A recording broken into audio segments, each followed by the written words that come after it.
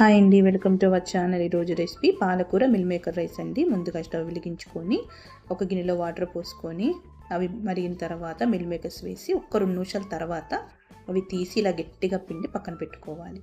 ఒక జార్లో పచ్చిమిర్చి, పాలకూర, కొన్ని వాటర్ పోసుకొని మూత పెట్టి మెత్తగా పేస్ట్ చేసి పక్కన పెట్టుకోవాలి.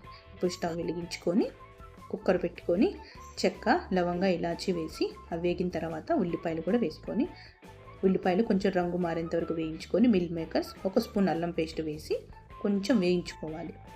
వేగిన తర్వాత పాలకూర, పచ్చిమిర్చి పేస్ట్ కూడా వేసి నూనెలో మంచిగా మగ్గించాలండి. పాలకూర, పచ్చిమిర్చి నూనెలో మగ్గిన తర్వాత 1 స్పూన్ ధనియాల పొడి వేసి కలిపి కడిగిన బియ్యం వేసుకొని ఒకసారి కలిపి ఎసురికి సరిపడా వాటర్ పోసుకొని కొంచెం ఉప్పు వేసి కొత్తిమీర వేసి మూత పెట్టి 3 విజిల్స్ వచ్చేంత వరకు ఉడికించుకోవాలి. Please subscribe my channel.